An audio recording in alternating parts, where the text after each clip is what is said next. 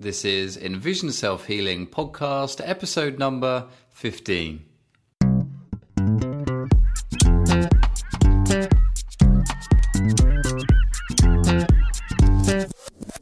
Hi, I'm Will Fuller. And I'm Richard Miller. And we are the co-creators of EnvisionSelfHealing.com and are dedicated in helping you improve your eyesight and quality of life by taking healing into your own hands. This week's topic is the keys to a successful eye exercise program, part 3, creating a successful support network. And the question of the week in the second half of the podcast is, can I palm one eye at a time while I work? So Richard, how's the world of self-healing treating you this week? Well, it's been a busy week as usual, and I have basically I've been shifting towards doing my eye exercises. How do I explain this? Shifting eye exercise? Shifting my eye exercises. So instead of, basically I'm getting up at all hours, 6 in the morning, running off to see my house, things like that. Yeah. So I'm now connecting, I don't get up and do my exercises at 9 o'clock. I do them after breakfast. So whenever the hell that is, I get up and eat breakfast and then do my eye exercises.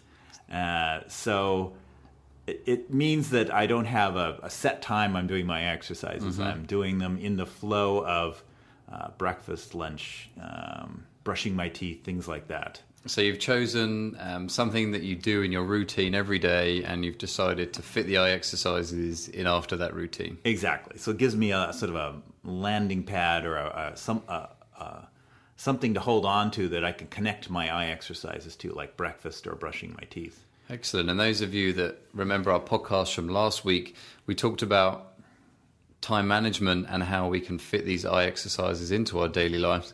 And we mentioned how I was somebody that prefers routine. I need to stick to a time. Yeah. And we've discovered that you're a kind of person that like to fit it in throughout your day. Right. Otherwise, you just wouldn't do them. Yeah, my schedule just seems to be too chaotic and it never seems to actually settle down. So if I just attach them to some other event, like I'm going to eat breakfast, otherwise I would be really grouchy. So I know I'm going to eat breakfast.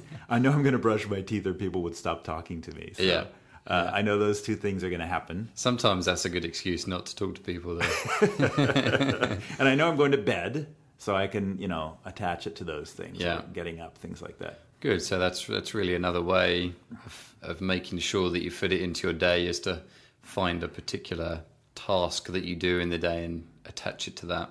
Yeah, and the other thing I'm doing is more and more I'm shifting things towards integration. Well, sort of integration. It's like walking down the street. I guess, is that integration? I guess it is. Yeah.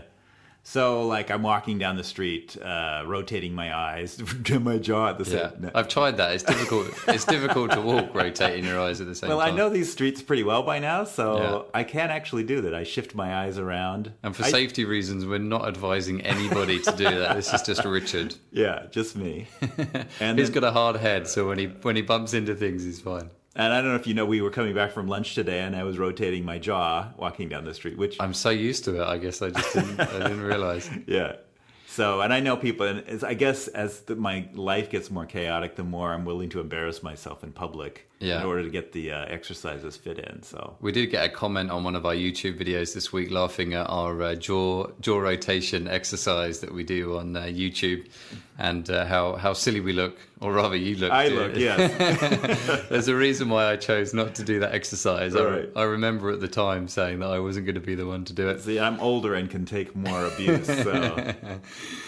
Very good. Yeah. So how was your week? Yeah, I've been good. So I've sort of been planning a little bit for our Brazil trip that we've got coming up next week that we sort of haven't really mentioned. Yeah, we're too busy doing other stuff that I barely thought about it, but we are going to Brazil, yes. So we're heading to do an advanced vision improvement course over in Brazil, which we're very excited about. It's sort of some selected vision improvement instructors from around the world. And they're meeting in Brazil. And we've got some top lecturers down there that we're really excited about. Well, and the unique part about these people, very unique part, is they are both scientifically trained and medically trained, and they believe in natural vision improvement or the things that we're saying, and that's a unique combination. So So it's really going to give us a chance, those of you that know our work and have seen our website, know that we're all about putting science behind these eye exercises, and instead of just pushing it to the wind, I guess. Yeah. So we're really excited to take our knowledge and to be able to then share this knowledge with you guys when we get back. It's pretty exciting. It's a pretty rare course. It doesn't go on that often. Yeah. So we're pretty excited to come back and report back to you guys. Yeah, it's frequent. It's almost at least every 5 years they'll do it, maybe even every 10 years. Yeah. So it's not very frequent at all. So some people have commented on how they wish that we could make a documentary on you and me traveling to Brazil. All right. And the sort of issues that we might come up with our vision. So hopefully maybe we can put some blogs together. We've never traveled together. This will be interesting, but we've traveled around San Francisco, obviously. And my peripheral vision plus your central vision, we tend to we say we have ultimate vision together. Yes, between the two of us. We neither of us speak Portuguese, though, of course. That's true. But we just have to make sure we don't get lost, because then I won't be able to see you in my periphery, and you won't be able to see me in your central vision. So, but it's interesting. I was thinking yesterday, in the midst of us, trying to get this product out, that we're trying to get this new thing that we're working to help out everyone that's doing their eye exercises, and in the midst of all the work that we're doing, I was sort of started thinking about how I actually need to start preparing for the trip that we're going to do. Yeah, me too. And it's funny how certain annoyances or concerns that come up, and certainly one thing that always annoys me that I just really need to share with everyone before we travel, is people that carry their baggage, people that carry their bags on a lower level, and they sort of pull along the ground. Oh, I can see that. So for me, I can't see it because it's in my lower periphery. And an airport must be a disaster then for you. And sometimes you've got people crossing over you and going forwards, and people cutting you up. Oh. So certainly one of my pet hates that I'm not looking forward to is tripping over some baggage. Well, the other thing for me then are all of the marquee signs, like menus at McDonald's, where you have to look up and read something at a distance. Yeah. Oh, so you can read those for me. and you can watch out for the baggage. I'll watch out for the baggage. I'll go first at least. You can just kick them. I'm going to have to start wearing harder shoes. Yeah, okay. They really annoy me. Okay, especially when they cut you up. Yeah. So that would be interesting. But another thing that I thought was interesting, this morning when I woke up, just in the midst of everything, and I don't know whether it's the weather changing here in San Francisco, but I didn't get a very good night's sleep last night. So I woke up feeling a little bit groggy, and I noticed that my peripheral vision was worse. Oh, interesting. This morning. And one thing that I've noticed from doing a lot of this work is that my periphery, one of the reasons why I can't see that clearly out of it, it's like a static, like when you have your TV on and it's just a black and white static. Right. It's almost like that in my periphery. Now, I know when I do a lot of palming and a lot of eye exercises and I'm feeling good, that static tends to be finer and I'm able to see better in my periphery. Right. See, but when I woke up this morning from being tired and all the rest of it, I noticed the static was sort of larger and in a larger sort of space of my periphery. And it's not as bad indoors, but like when we just went outside to go to lunch, the static just covered up my periphery. It was really interesting. So it was a lot more difficult to see as we were walking around. If you imagine this as grain in a photograph, just a still photograph, do you understand what I'm saying? No. Oh. Well, like noise on a TV, the snow, has a certain size, right? Uh-huh. There's a little size to the granules. There's a size to it. And you're saying the size of the granules got bigger. Yeah, and it's almost like the frequency increases as well. It's just like almost, in the periphery. So it makes it a lot more difficult to pick up the information. And I've got a lot of theories of why that might be, but I'm not going to go in that now. Yeah. But on the plus side, I did notice today when I went to the vegetable shop to do my salad shopping this week, that as I was walking down, I sort of took a step back because I thought I was going to hit my head on something. And it was the sort of awning that comes out over the top of the shops here, when they put fruit outside and you've got the awnings that come up top. And I've taken a picture of this and I'm going to put it on the Facebook fan page. And it's funny because it was quite a bit above me, but I've never noticed it before. So as I was walking down, I sort of You freaked out a little bit, probably. Yeah, it was almost unconscious for once. Yeah. So normally seeing in the periphery is a very conscious thing for me. I have to purposely tune in to see the periphery. But as I was walking down, I sort of took a step back and I thought, oh, I'm going to hit my head on something. And I looked up, and above me was hanging down one of these awning things. It was really interesting. So, but it happened almost instinctually, which you're not used to. Yeah. I'm just not used to having that response. So it must mean that, my brain is starting to engage the periphery that much more. Without thinking about it, which is a great sign, actually. So I'm pretty excited about that. Yeah. So really pleased. So, well, I think it's about time we move on to topic of the week.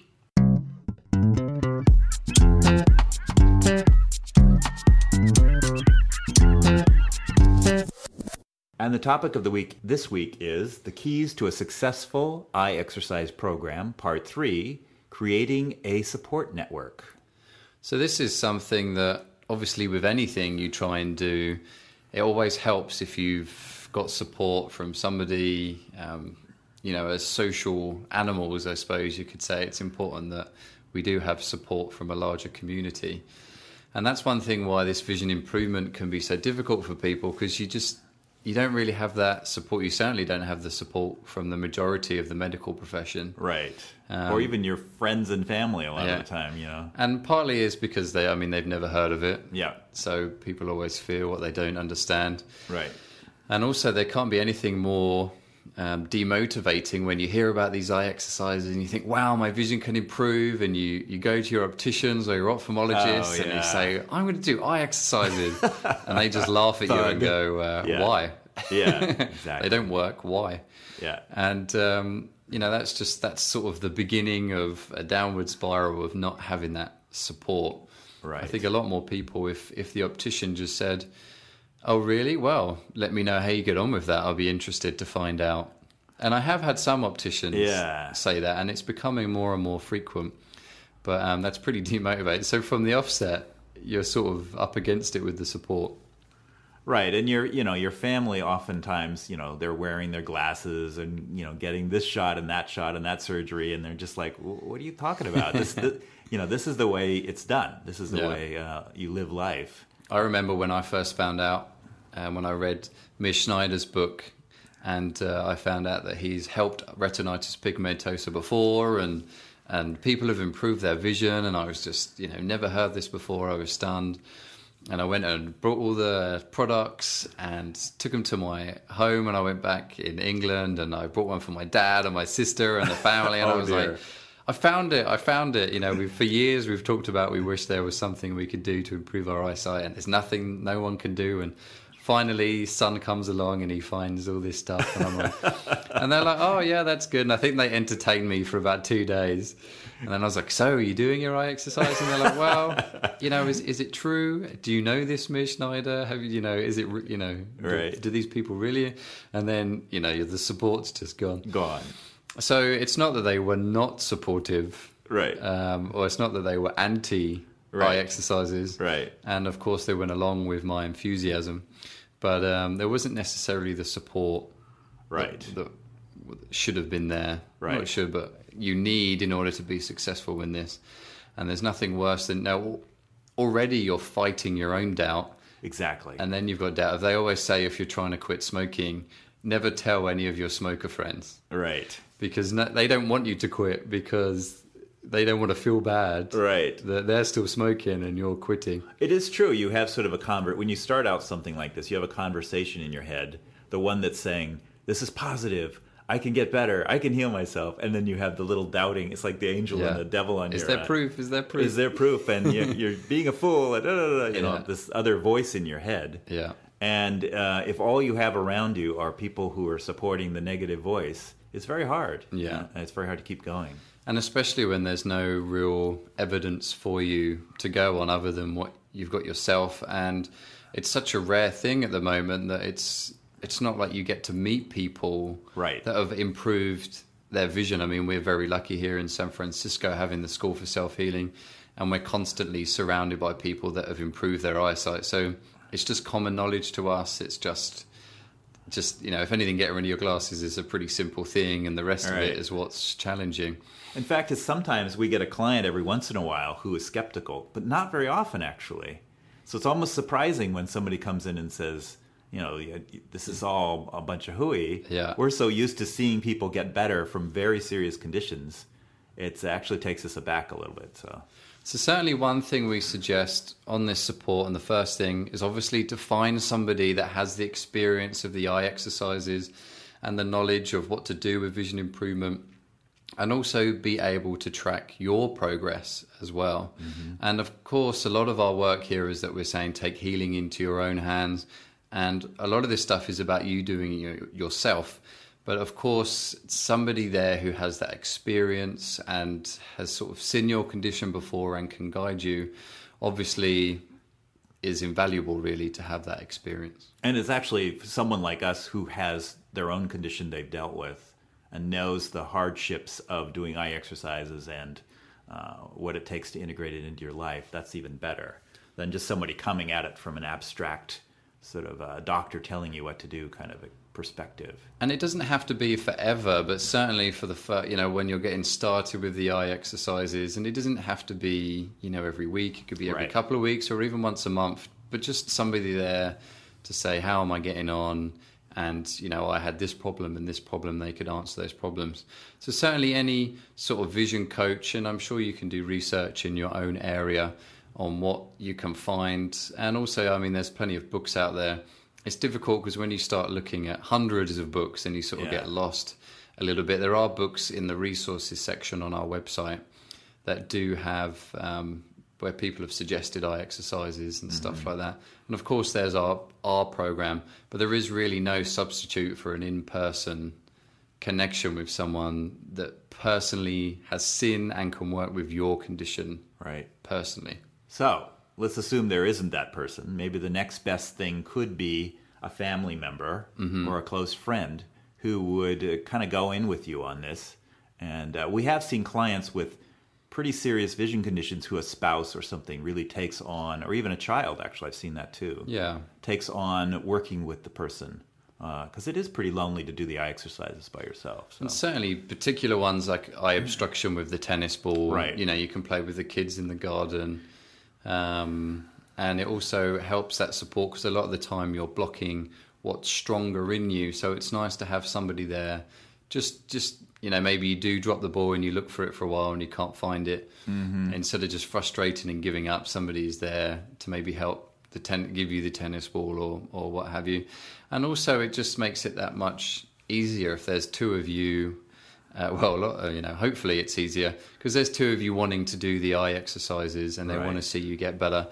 And ideally it would be two people that both want to improve their vision. Exactly. And let's face it, there's very few people at this point in time that couldn't help, couldn't work with their eyes. It's true. And there's always avoiding eye conditions in the first place. So there really isn't a reason why someone shouldn't be doing the eye exercises. Yep. So, but you could also try and locate somebody that is doing eye exercises in your area. Right. And one good way to do that is maybe through our Facebook fan page. There's people there. As you like our page, there's a list of those that have liked it. So you could always find those people and maybe see if they're in the same area. That's right. As you are. You could also maybe just, put something out in the classifiers. I don't know. There's just sort of maybe things. Craigslist. I don't even know. Yeah, ask around and see if there's anybody else. If you do know somebody, say your vision improvement coach, then ask them as well. And I'm sure they wouldn't mind giving out some information that if they know somebody else in your area that you could team up with and the two of you could do the eye exercises, which is obviously a lot better. Yeah. Yeah, we actually happen to know a couple people who've done this in Portland. We have a friend, Bob, and a friend, Sean, who have gotten together. They were at a workshop together, and Will treated Sean, actually, and Bob's a good friend of mine, and they happen to live in Portland. Bob's a friend of yours, too. He's going to hate me now. But and they've gotten together in Portland and are starting to practice together, and now Sean is looking to create a support group, a bigger support group in Portland as well, so... Yeah, so that's something else that you could do. So you could think of it, the first thing is to try and find a vision coach. The second thing is to have a family member or a friend or somebody else that's doing vision improvement and getting together. And the third thing is to try and create your own community. I mean, why not? There's more than enough resources at your fingertips now to try and do this. And it really is beneficial to see that there's people going through the same thing as you are. You share the same frustrations. You also get to share your achievements, which is something that we said before you don't get to see if you're by yourself. Yeah. And you also don't tend to pay attention to your own achievements. We adapt so quickly to them. Mm-hmm. So when somebody sees that you're reading an extra line on the chart, to you, you're just like, oh, whatever, I'm just having a lucky day. But to someone else, they're like, wow, you know, a month ago, you couldn't even read that line, and now you're reading it no problem. It's true. It's really good to have that positive feedback. Yeah. So one thing that our friend Sean is doing is creating his own community, and he's getting a group of people together, and they're also getting a vision improvement coach to come in and help them as well. So it's a really great way to try and get people together and share your stories, and really is the next step in being successful in your vision improvement program. And with all the social media stuff now, this should get easier and easier. I mean, we have a vision in some ways of this stuff taking off, like maybe not like the revolutions in Egypt and things like that, but something akin to that of like, if we can all connect. That's that definitely way. our plan. Revolution, yes. So go out there and revolt against. Yeah. So certainly, again, you can connect through our Facebook page and find people that are already interested. And if you like the fan page as well, then other people can see that you're interested. You can even start your own fan page. You can start your own community page on Facebook. And certainly, just if you do, just let us know when we publicize it for you. This is really about the people getting together. The people! I've been watching too much news. But this is about the people getting together and improving their eyesight themselves and really having the success that they want in improving their eyesight. And it really is an important part to have this communication and to have the community in order to help you succeed in your eye exercises and keep you motivated. And then every time you achieve, that means when a new person comes along and they've just heard about eye exercises, then you can help support them as they come through as well. It's sort of a dominoes effect. Yeah, yeah. So I think it's about time to move to question of the week.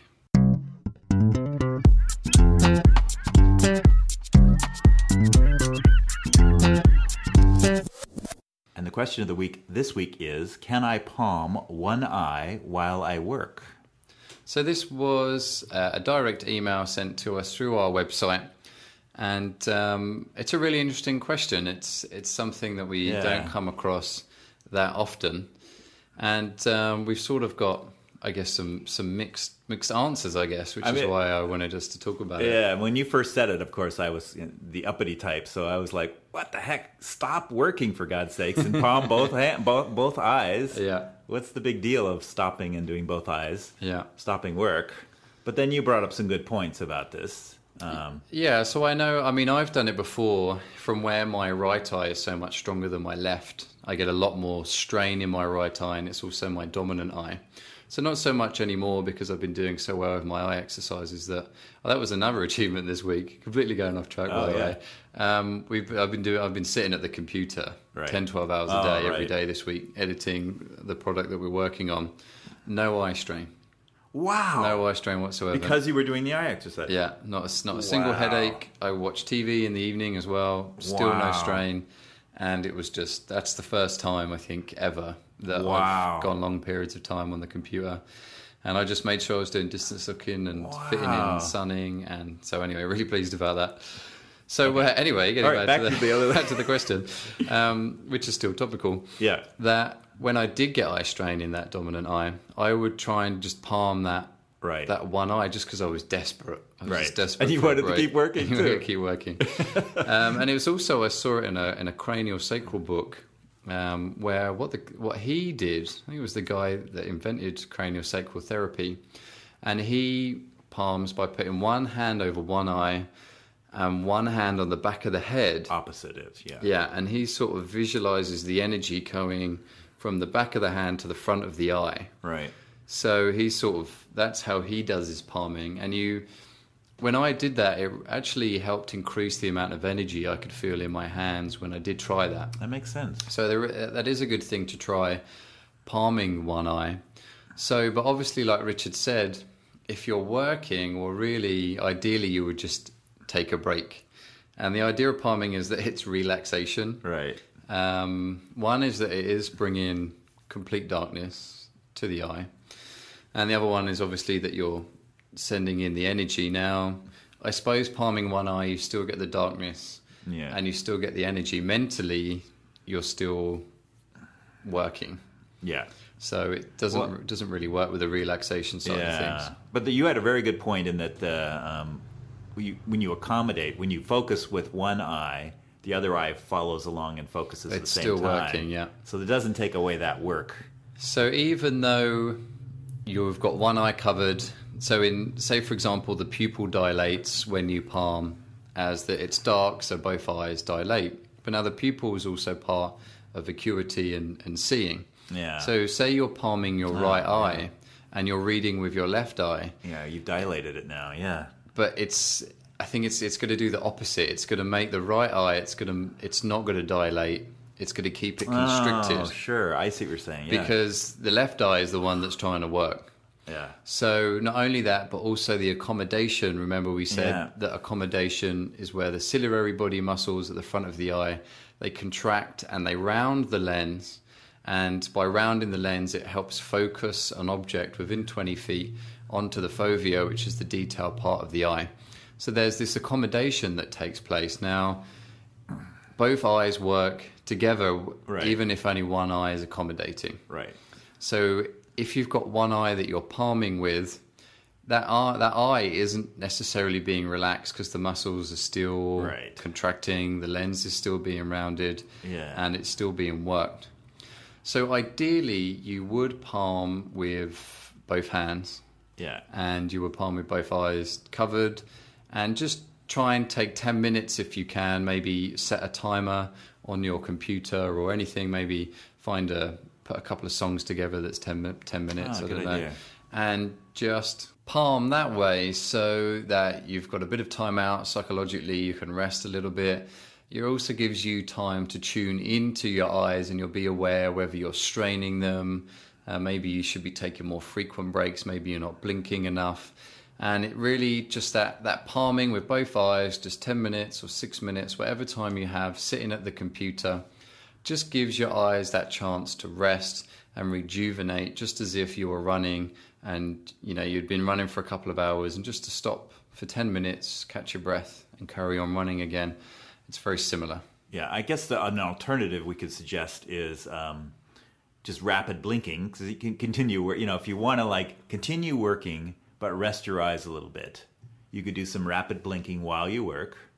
It still could be a little distracting to try and see the screen, but it's better than nothing. Yeah. Or you could put on the small piece of paper in between your eyes and work that way, and that would at least rest your central vision a little bit. And you can also obstruct the dominant eye or whatever eye it is that you're trying to rest, which I guess you're doing anyway with palming of the hand, except when you're doing the eye obstruction, both eyes are still working together, but one of them isn't working as hard because you've blocked the central vision. I still don't quite, I don't know, I'm being negative on this idea, but it's like, how would you work at a computer with you type with one hand while you palm with the other? I'm not sure how that would work. Well, maybe you're just reading, or maybe this person's just really, intelligent and can do all this stuff at the same time. Maybe they can type with their toes. But I've certainly, I've experienced it myself, so I do understand where this person's coming from. Yeah. But certainly